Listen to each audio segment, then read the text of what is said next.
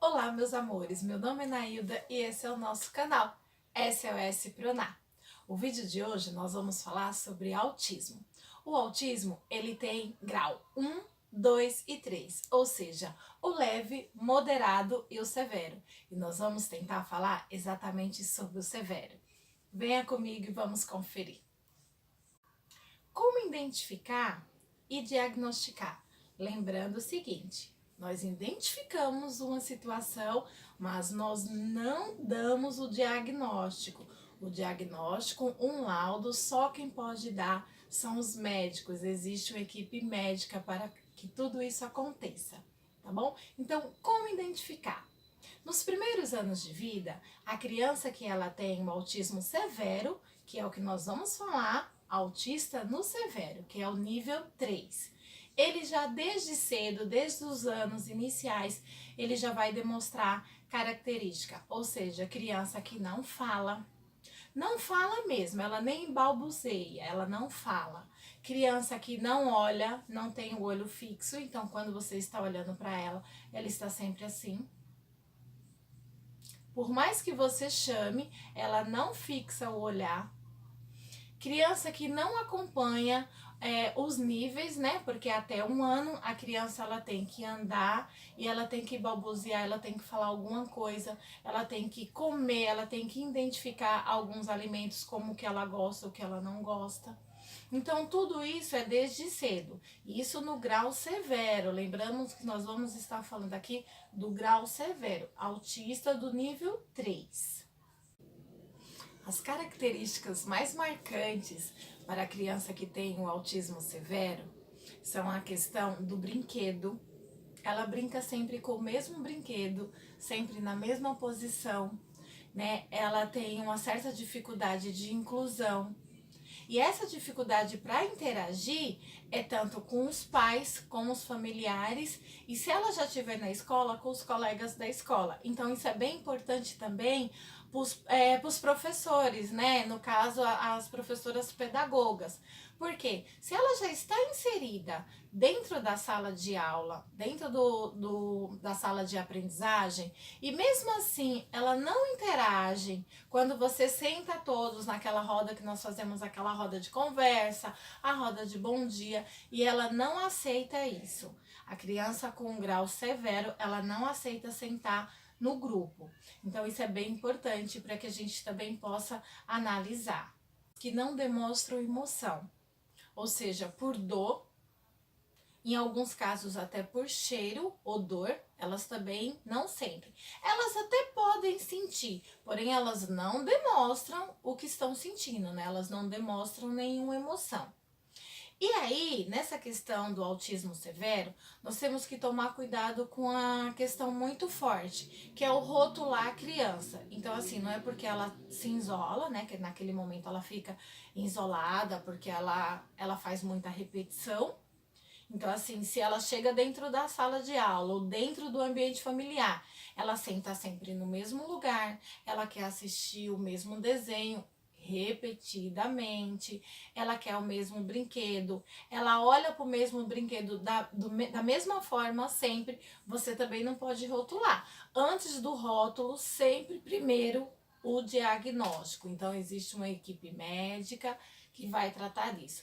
Na questão do autismo, é muito importante, no primeiro momento, o pediatra. E que o pediatra, ele indique uma pessoa, né, um especialista, exatamente na questão do autista.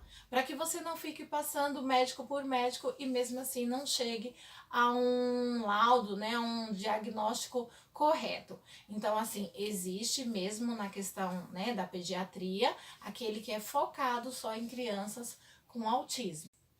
Então, uma dica muito importante é a questão do pré-natal. É extremamente necessário, porque grávidas com várias vezes infecções, ou seja, o vírus que fica, né, circulando ali no período de gestação, ele pode desencadear, não significa que vai acontecer, mas isso pode sim acontecer do seu bebê vir a ter um grau de autismo, seja ele leve, severo ou moderado, né? Aí depende, nível 1, 2 ou 3.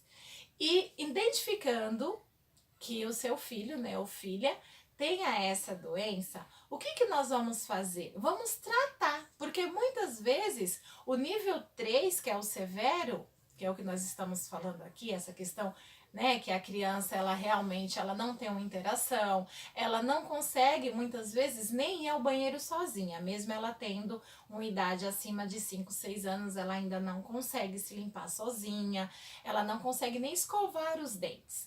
Então, tratando, ela pode ir diminuindo. Com o tempo, quem sabe ela até não fique no nível 1, que é o leve, né? Então, é muito importante procurar logo os profissionais, procurar o apoio, o tratamento, para que essa sua criança, ela tenha uma vida mais tranquila para frente. Aí agora eu vou dar um exemplo por que eu falei da questão do autista no severo. Por que eu escolhi o severo para falar? O autista no grau severo, que é o 3, foi uma experiência que eu vivi em 2009 para 2010. Eu tive um aluno, ele era do 5º ano, ele já tinha 11 anos e o nível de autismo dele era o severo. Até então eu não tinha me deparado com essa questão do severo, porque eu só tinha visto o autismo na teoria. Na teoria é tudo muito bonito. Então, assim, quando eu me deparei dentro de uma sala de aula com essa criança, eu era auxiliar, então, na verdade, eu ficava a parte inteira, né, das aulas com ele. E ele era assim, ele não falava, ele não fazia nada sozinho, ele não ia no banheiro sozinho, ele não segurava nem o lápis sozinho. E a única coisa que ele fazia que dava emoção e que ele sorria era desamarrar o tênis dos colegas.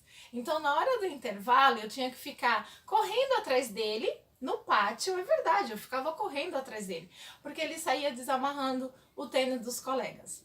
E essa criança, ele já estava na escola desde o 1º ano. Então, assim, ele conhecia todos os colegas no qual eles amarravam o tênis. Ele já estava acostumado a fazer isso, só que eu não. Então, para mim foi muito difícil no primeiro momento, porque quando ele desamarrava, eu falava, não, não pode fazer isso, não, não pode deixar que ele faça isso. Porque você também tem que pôr limites, não é porque a criança tem uma deficiência, um distúrbio, né, que você não tem que pôr limites. Só que ele já estava acostumado àquilo, e os amigos também já estavam acostumados que ele fizesse, que ele desamarrasse. Então, quando eu comecei a proibir, ele começou a entrar em crise. Então, assim, foram momentos muito difíceis, mas assim, foi uma experiência, foi difícil, mas foi uma experiência para mim. Eu acho que quando nós passamos por essas questões, que é realmente se deparar, você sai da teoria e você entra com a realidade. É bem complicado, mas te cresce, né? Te dá uma motivação maior para que você trabalhe, para que você desenvolva tudo aquilo. Então, assim, ele teve várias crises, assim, nós tivemos, inclusive, uma semana de 5 dias, todos os dias ele teve crise. E todos os dias ele me rasgava inteira, até eu levar ele pro parque, onde lá eu dava umas placas, e nessas placas tinha cadastros, que eu fui montando cadastros, e ele ficava desamarrando para ele poder se acalmar. Por quê? O 5º ano, dependendo da escola, e era uma escola regular, tinha salas, as salas que mudavam, né? Os alunos que mudavam de sala. Então, a cada mudança de sala eu tinha que acompanhar.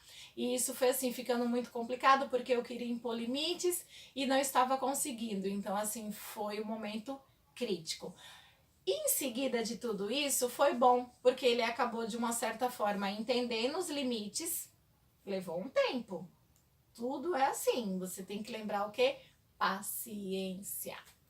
Então levou um tempo, mas ele aprendeu que na troca de sala, ele tinha que acompanhar, não ia desamarrar cadastro de ninguém, ia com o material dele nas costas e entrava na outra sala.